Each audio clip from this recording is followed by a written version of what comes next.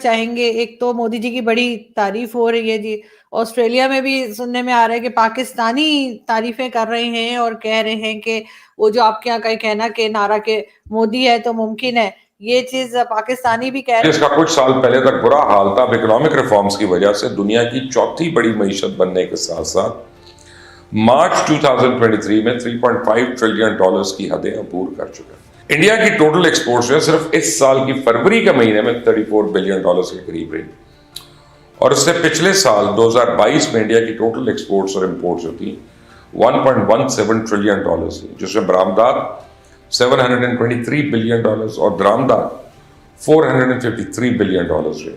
उससे आपको अंदाजा होता है कि आने वाले सालों में ये मजीद कितना आगे जा सकता है। और इसे दुनिया की हर बड़ी इकोनॉमी के साथ इंडिया के तजारती ताल्लुकात न सिर्फ अच्छे हैं बल्कि बहुत अच्छे हैं, या यूं कह लें कि इंडिया दुनिया के हर बड़े मुल्क की जरूरत बन चुका है। यहां लोगों के दिमाग में यह सवाल अंगड़ाई लेता है कि अगर पाकिस्तान इंडिया के साथ तजारत या ताल्लुकात बहाल कर ले तो हमारी मईशत कैसे वेंटिलेटर से उठकर एक अच्छे रास्ते पे आ सकती है।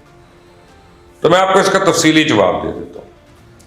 पाकिस्तान और इंडिया के तजारत में सबसे बड़े मसाइल जो हैं वो सियासी हैं। थोड़ा सा डाइवर्ट करूंगा, आप यही नहीं, आप अब चाइना में देखिए, चाइना में मोदी जी को लेक्सिकॉन कहते हैं, लेक्सिकॉन यानी कि इमॉर्टल।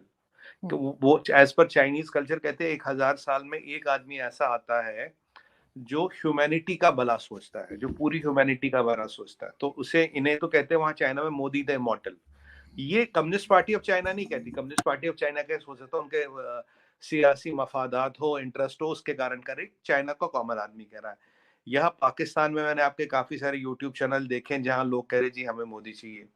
अभी ऑस्ट्रेलिया में ये जो कहीं कंट्रियों से लोग आए हैं, ये मतलब इंडियन नहीं है कि भाई इंडियन मुसलमान है चलिए वो कह रहा है, या इंडियन अहमदिया वो कह रहा है, ये आपके यहाँ के भी लोग हैं और भी कंट्रियों के लोग हैं, इन सब ने कहा है। और ये जो ऑस्ट्रेलिया के जो गवर्नमेंट के लोग प्रेजेंट थे, उन्होंने एक बड़ी इंपॉर्टेंट चीज कही। उन्होंने कहा जी मोदी जी के अंडर ऑस्ट्रेलिया और इंडिया के रिलेशन ऑल टाइम बेस्ट हुए हैं, हमारा एफटीए हो गया है, और मोदी जी तो पूरे दुनिया की बात कर रहे हैं। वो तो केवल इंडिया या ऑस्ट्रेलिया की बात नहीं करे, पूरे दुनिया की बात करे, जो ग्लोबल साउथ की हम बात करें, जो G20 की बात करें, एससीओ की बात करें। अब ये जो देखिए आरजू जी, हुआ क्या है, दुनिया में हर एक के पास पावर आई। अगर आप हिस्ट्री को केयरफुली स्टडी करें, जब रशियंस के पास पावर आई, उन्होंने रूस का सोचा कि भाई मैं अपने लोग का भला कैसे करूं। ये पावर अमेरिका के पास है, अमेरिका ने सोचा अमेरिका का भला करूं, बाकी दुनिया की ऐसी तैसी लेने। अब जापान के पास पावर आई तो जापान ने सोचा मैं जापानियों का कैसे भला करूं। चाइना के पास पावर आई, कहना कि सब चीज चीनियों को मिले, बाकी दुनिया की ऐसी तैसी लेने।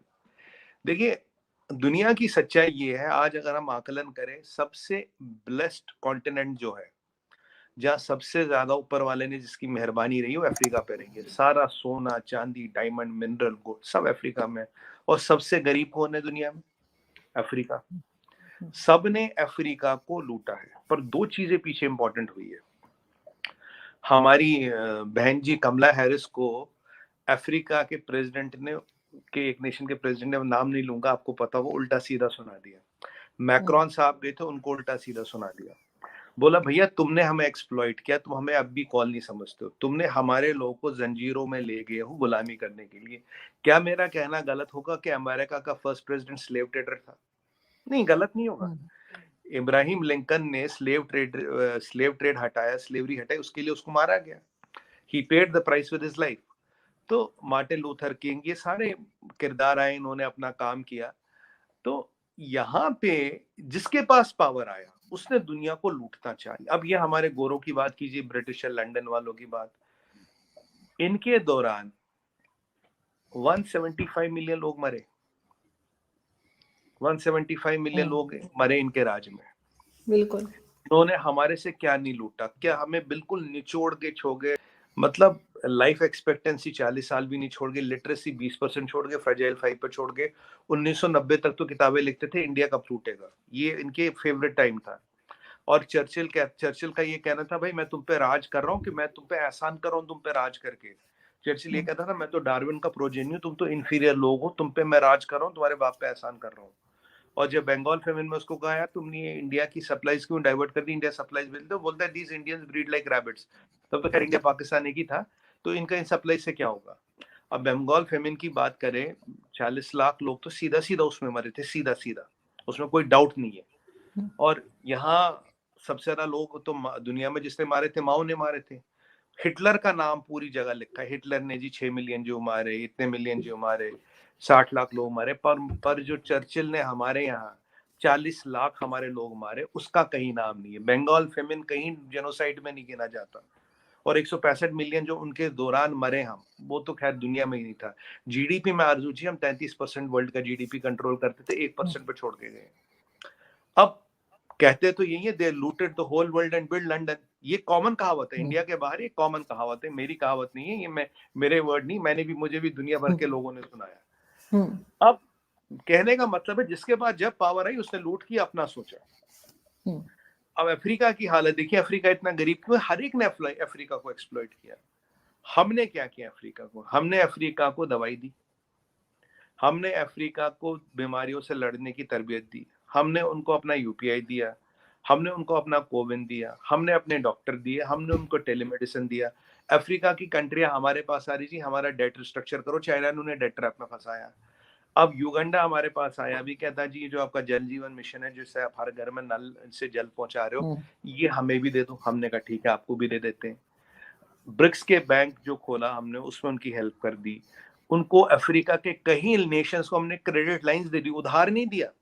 यानी कि 8-8, 10-10% पे उधार लो, क्रेडिट लाइन दे दी। राइट, उनको जब जरूरत थी उनको खड़ा किया, आईएमएफ से उनको पैसा दिलाया।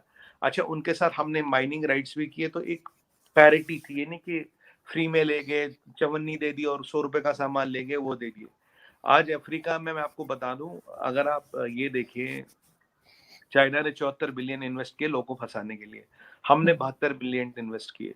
आज अफ्रीका में बिकने वाली नंबर 1 मोटरसाइकिल टीवीएस है, टीवीएस और बजाज है। चाइना की 70 मोटरसाइकिलों की कंपनियां बंद हो गई, गाड़ियां हमारी जा रही। अफ्रीका को पहली बार, आरजू जी, ये एक बहुत बड़ा, कल मैंने किसी से इस पे बात भी की थी, एक बहुत बड़ा रेवलेशन आया कि अफ्रीका आज पहली बार उठ के बात कर रहा है, वेस्ट के अगेंस्ट बात कर रहा है, यूरोप के अगेंस्ट बात कर रहा है। फ्रांस तो अब भी सोचता है अफ्रीका, नॉर्दर्न अफ्रीका मेरी कॉलोनी है, क्योंकि वो फ्रेंच बोलते हैं। हमने उनका भला किया, हमने उनकी हेल्प की, हमने उनको गुलाम बनाने की कोशिश नहीं की, हमने उन्हें फंसाया नहीं। और अगर आप ग्लोबल साउथ की बात करें, ग्लोबल साउथ में आपकी 80% कंट्री आती है, 80% ऑफ द वर्ल्ड पॉपुलेशन आती है, उसकी बात करें, उसकी रिप्रेजेंटेशन की बात करें, ये एक फर्क आया हमारे अप्रोच में। देखिए, हम पहले भी बात कर चुके हैं आसू जी, दुनिया में 90% कंट्री ऐसी जिनका $10,000 से कम पर कैपिटा इनकम है, उनकी बात हम कर रहे हैं, उनके फायदे की बात कर रहे हैं, वहाँ एजुकेशन की बात वहाँ कर रहे हैं, वहाँ दवाई की बात कर रहे हैं, वहाँ वैक्सीनेशन की बात कर रहे हैं। अच्छा, और हम ये फर्क नहीं कर रहे, ये हिंदू है, ये मुसलमान है, ये पारसी है, जो है, ये जी सिख है जी, ये जी शिया है, ये जी सुन्नी है, ये जी अहमदी है, ये फर्क नहीं है। सब ये बेस्ट है जी, ये सबको दे रहे हैं। अब आप देखिए, इस जो अधिवेशन हुआ, इसमें अहमदिया, इसमें शिया, इसमें हजारा, इसमें बोहरा, इसमें पारसी, हर कोई कह रहा है। और फॉरेन की जमीन पे कह रहा, कोई इंडिया का आयोजित किया अधिवेशन नहीं था। और हमारे एक सिख भाई ने तो एक किताब रिलीज की, उसने कहा देखो जी, मोदी जी ने सिखिज्म के बारे में क्या क्या किया, गुरुओं के बारे में क्या क्या किया, 5 साहिबजादे जो थे गुरु गोविंद सिंह जी के, उनके बारे में दुनिया को बताया, उन्हें इज्जत बख्शी, उन्हें सम्मान दिया।